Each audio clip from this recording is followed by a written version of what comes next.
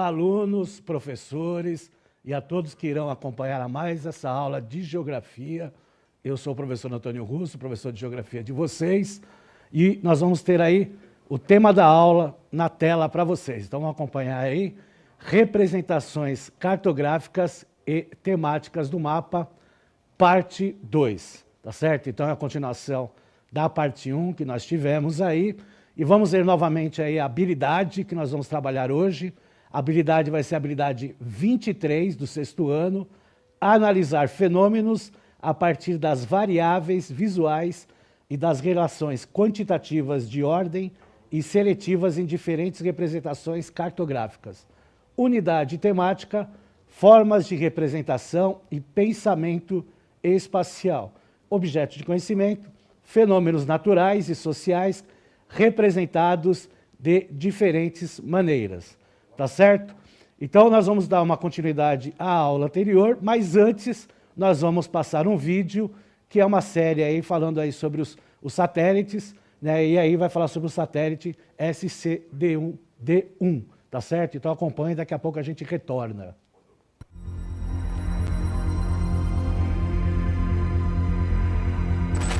No último episódio, falamos sobre o primeiro satélite oficial a ir à órbita, o Satélite de Coleta de Dados 1. Agora, vamos detalhar o desfecho do lançamento desse satélite e falar sobre o seu sucessor, o SCD-2.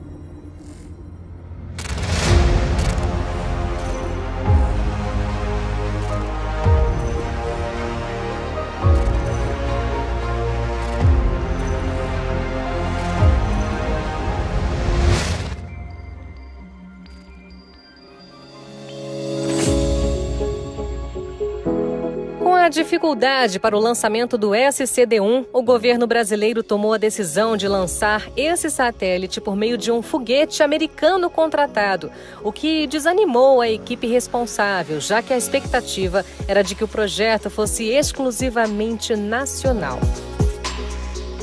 Foi então, no ano seguinte, em 9 de fevereiro de 1993, que o SCD-1 finalmente ganhou espaço a bordo do foguete Pegasus. O lançamento marcou o início da operação do Sistema de Coleta de Dados Brasileiro, agora conhecido como Sistema Nacional de Dados Ambientais. Na época, a previsão de funcionamento do SCD-1 era de apenas 1 ano, mas incrivelmente ele continua em operação até hoje. Esse satélite, há 28 anos em órbita, ainda é usado para coletar e retransmitir dados, como o nível da água dos rios e represas, qualidade da água, pressão atmosférica e temperatura do ar. Voando a 27 mil quilômetros por hora, esse instrumento leva aproximadamente 1 hora e 40 minutos para contornar a Terra. E por conta das baterias que já não funcionam mais, os painéis solares captam a luz do Sol e induzem energia para fornecer os dados e trazê-los à Terra.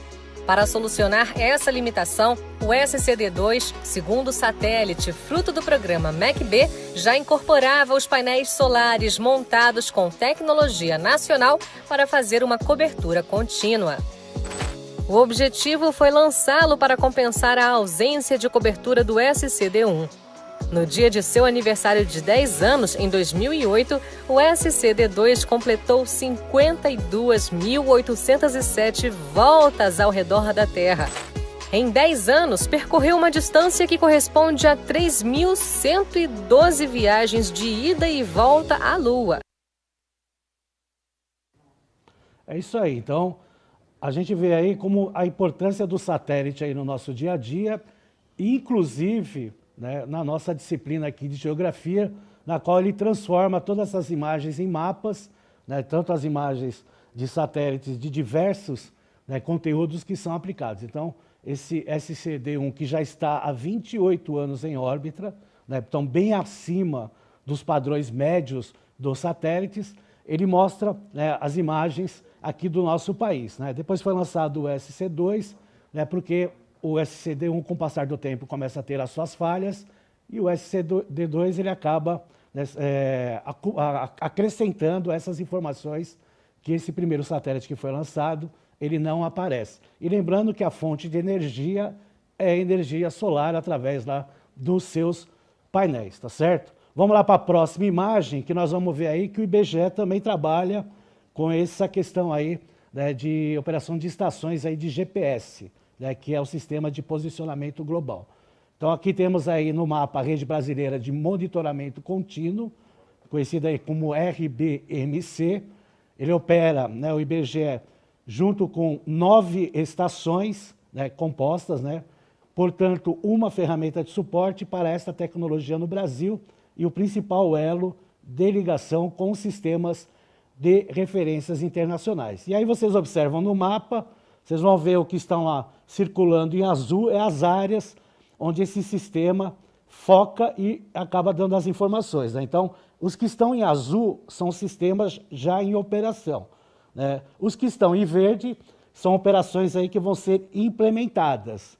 E os que estão em laranja são estações previsíveis, ou seja, ainda não foram colocadas, mas já há uma previsão. Para quê? Para ter todo o território brasileiro focado através desse GPS, né? Porque são estações fixas aqui no nosso território, mas que lançam emissões de informações dos satélites para os computadores, tá certo?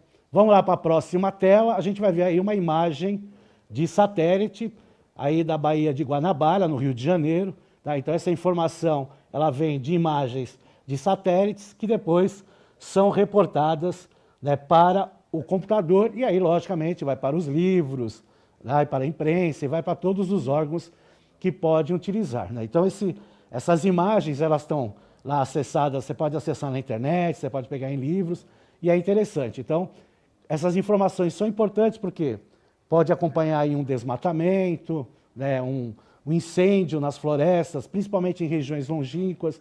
Então, todas essas operações aí que são necessárias acabam sendo de suma importância para essas informações através dessas representações de imagens.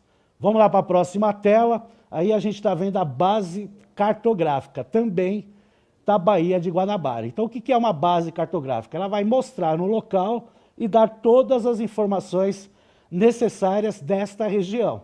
Então, é importante sempre retratar que nós temos aí à direita, nós temos um mapa, né, do estado do Rio de Janeiro, destacado, né, em circular vermelho, aí nós temos a localização da Baía de Guanabara. Do lado esquerdo, aí nós temos, né, a parte aí da Baía de Guanabara e as imediações do território dessa baía. Então, por isso que é importante, né, essa utilização de imagens de satélites que dão todas as informações necessárias e, logicamente, que tipo de informação se tem essa necessidade, tá certo?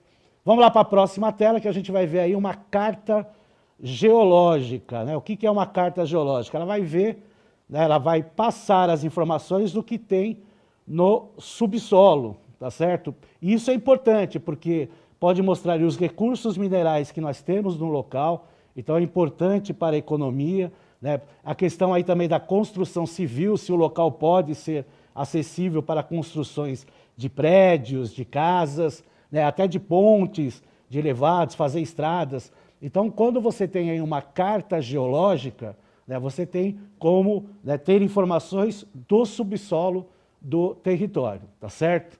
Já na outra, a gente vai ver aí uma carta geomorfológica, tá? Então, essa carta geomorfológica, ela vai mostrar aí o relevo das imediações aí, no caso da Baía de Guanabara, tá certo? Então, todas as informações que a gente vai ter sobre o solo e principalmente sobre as características do relevo dessa região, a gente vai aparecer nessa carta geomorfológica, né? Então, o processo, né, do intemperismo físico e químico, que são as alterações aí do relevo através da chuva, dos ventos, né, dessas formações que nós temos aí dos efeitos naturais em cima do processo, né, do nosso relevo. Então, quando a gente vê essa imagem da carta geomorfológica, a gente tem todas essas informações aí, né, e aí pode fazer a topografia do local posteriormente. Então, todas essas informações que eu mostrei aí para vocês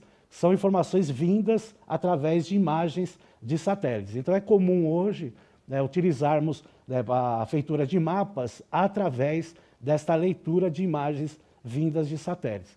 Então, nós temos satélites que o próprio país, né, lançou junto com a China, né, que são os CIBERs, então eles acabam dando todas essas informações para o nosso território, tá certo? Vamos lá para a próxima tela, que aí nós temos uma atividade, né, e essa atividade vocês vão responder em 2 minutos, observe o mapa e responda aí as questões. Qual o tema do mapa? Seria possível fazer a leitura do mapa sem a legenda? Aí vocês explicam. Observando o mapa, que vocês vão ver aí na tela, nós temos o tema do mapa, que é aqui o título. Então nós temos aí biomas continentais brasileiros. Então ele está falando aí biomas continentais, mas a gente observando o mapa, nós vamos ter aí os biomas do Brasil. Aí veio a pergunta, seria possível fazer a leitura do mapa sem a legenda? Por quê? Seria difícil fazer se a gente não tivesse a legenda, né, descrevendo o que são lá os biomas, se não tivesse o título, tá? Mas como temos lá os títulos, né, e temos o mapa, apesar de falar biomas continentais, porque está de acordo com o que o IBGE escreveu, nós poderíamos estar identificando que a parte verde é o bioma da Amazônia, né, a parte amarela é o bioma do Cerrado, né, a parte roxa, o bioma do Pantanal, né, a parte aí avermelhada, aí, meio alaranjada, bioma da Caatinga, e no final nós temos aí o bioma do Pampa em amarelo, né, lá no sul do país, né? E os pontinhos vermelhos, né, vão aparecendo aí como as áreas antropizadas, né? O que é uma área antropizada? É aquela área, né, que o ser humano foi, né, tomando conta, né, e fazendo aí a sua humanização do território. Então até seria possível, né, desde que, né, o aluno, né, a pessoa que estivesse observando o mapa, tivesse esse conhecimento aí de cada bioma brasileiro, porque a localização dos biomas, eles são bem claros, né, para quem tem o conhecimento, né? Mas se não tem, lógico que fazer uma pesquisa, mas veja o que esses elementos do mapa, eles são importantes na cartografia. Então nós temos lá o título falando dos biomas, tá? Nós temos aí a legenda, que mostra aí os nomes dos biomas através também das cores, que é de fácil localização, tá? Aí nós temos a fonte, que apresenta aí também, que é um elemento importante do mapa. Nós temos a escala, né, que está aqui no rodapé à direita do mapa, e nós temos, né, a seta apontando para o norte, que tem essa questão aí dos pontos cardeais, e logicamente as coordenadas geográficas. Então, como é importante, né, a gente, quando vê um mapa, né, ter os elementos, né, para ter as características e as definições, né, do que se trata desse mapa, porque sem os elementos fica difícil essa representação cartográfica, né, principalmente quando a gente faz aí a questão aí do título e da legenda. Agora, quando são mapas espaciais, aí é importante principalmente a escala, tá certo? Eu quero agradecer aí a participação de todos, né? Espero que vocês tenham aí participado do chat. Na próxima aí nós teremos uma outra aula de geografia, tá certo? Então, um forte abraço para vocês. Até a próxima, pessoal.